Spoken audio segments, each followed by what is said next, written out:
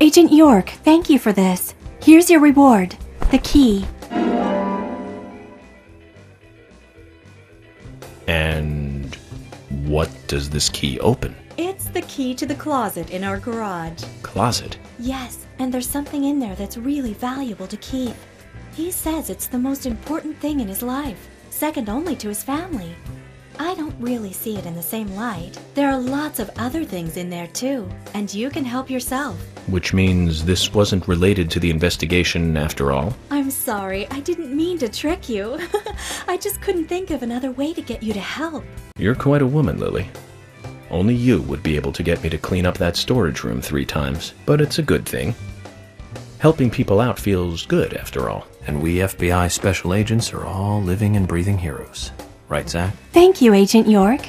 Don't let this stop you from coming by, will you? Keith and I both enjoy your company. Don't worry about that, Lily. I'll be back.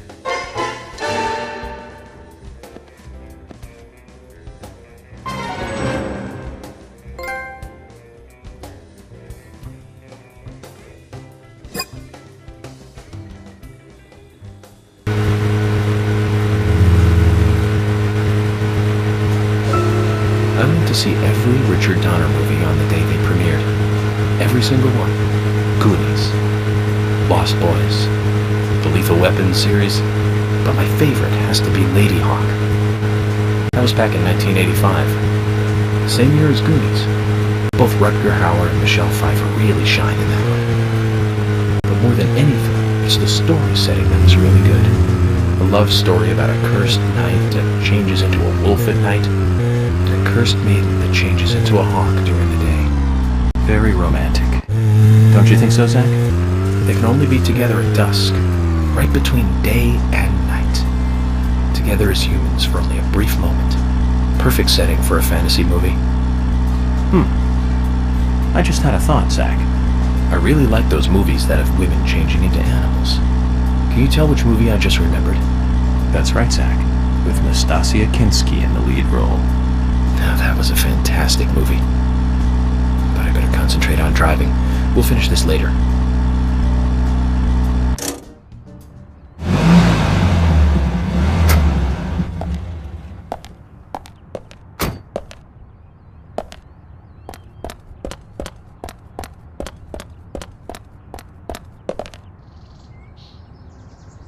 So this is Keith's most important possession, second only to his family. Makes sense, I guess. Greco chime. Looks like quite a sturdy instrument. I hope Keith won't mind me using this in a more violent way.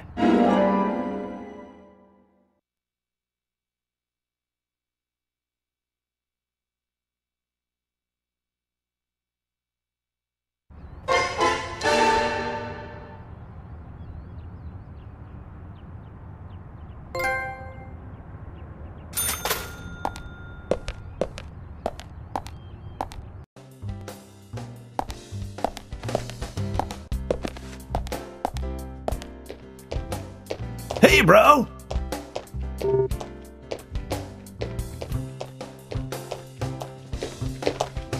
Hey, man. Keith, what's wrong? You're usually more upbeat. You really want me to drag you down too, FBI? Maybe I can pull you back up. Well, I've lost something, man. My most precious treasure in the whole world. Well, my most precious after my family. My guitar, man. It's gone. Lily said she gave it away. Gave it away! Can you believe that?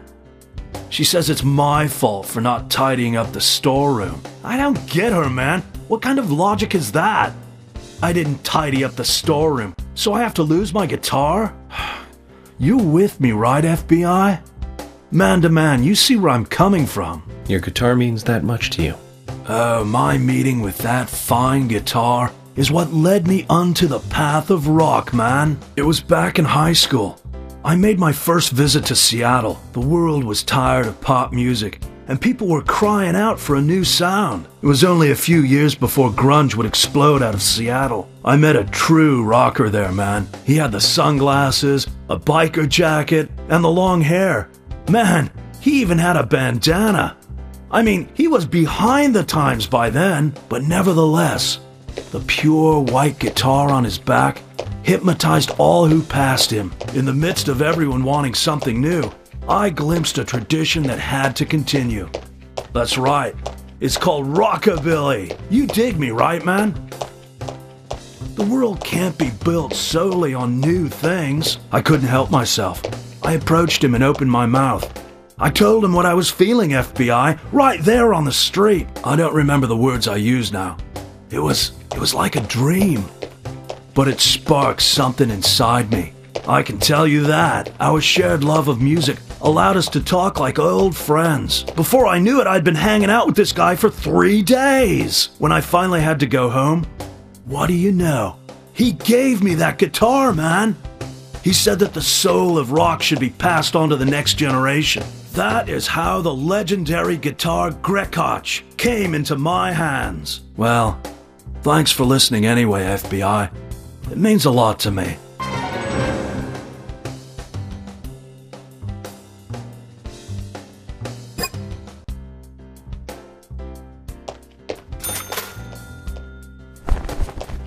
Hey, bro!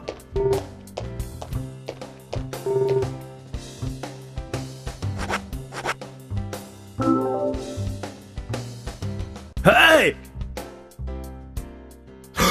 Oh, baby! Where did you find it? Lily gave it to me, as a reward for cleaning up the storage room. Oh, I see.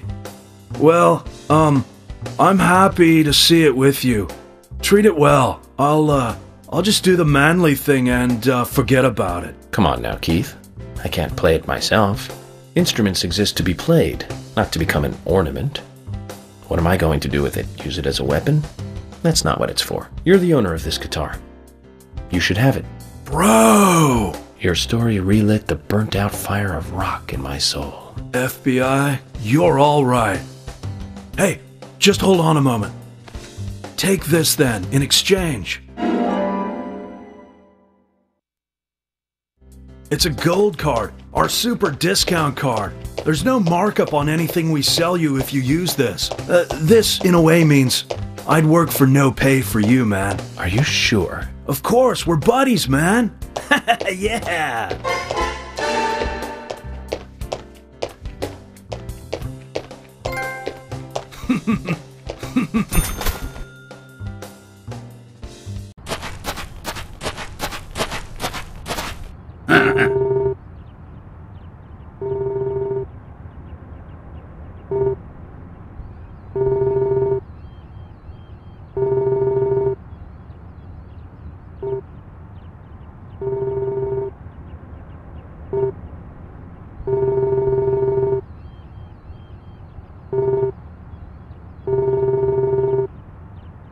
Hmm?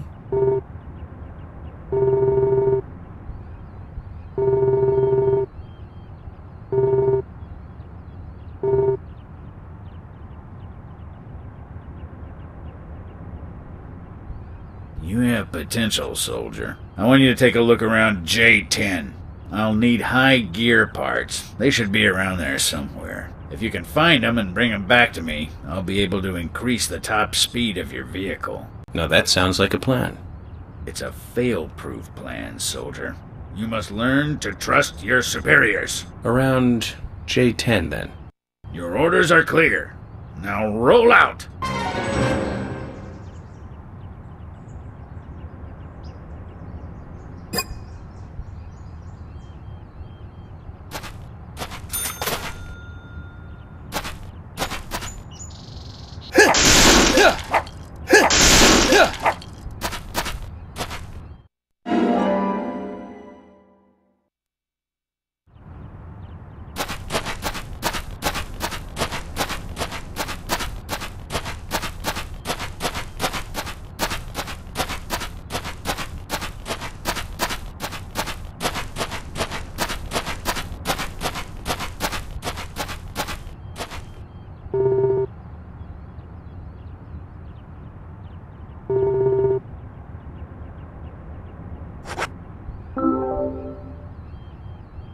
This is it. This will save your life someday, son. What's the story this time? Speed determines everything on the battlefield, life or death. You're not going to tell me another story about stomach pains, are you? Son, I told you already. Don't mock your superiors. It's a very serious story this time. It starts with a question. Why did we lose the battle? We had firepower and the air support in the beginning. But looking at the results of a war of attrition, we learned a lesson. We lacked speed when speed was needed. It was our superiors' fault. We should have carried out a swifter attack. That would have saved more of our soldiers. Although crybaby Timothy was doomed either way. You really hated that sergeant, didn't you? Don't talk to me with that tone, boy. Words cannot describe how much I hated him. I was at war with a crybaby. No one has enough lives to survive that. He poisoned us with our own food, washed all our weapons with soap and water, launched a signal flare thinking it was a firework, set off countless traps laid by the enemy. More than half of the unit had to return home sick because of him. I don't know how much of this to believe. Believe as much as you like. I'll keep my side of the promise and get to work on your vehicle.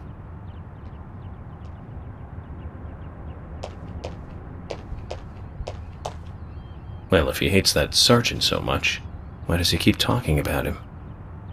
And would a general really even have direct contact with his sergeant? Questions keep mounting. I've increased your exhaust and optimized your higher gears. That means you can drive at a faster top speed. But there's still plenty of stuff I can do to make your car go faster. Just come see me again and I'll customize your car a little more.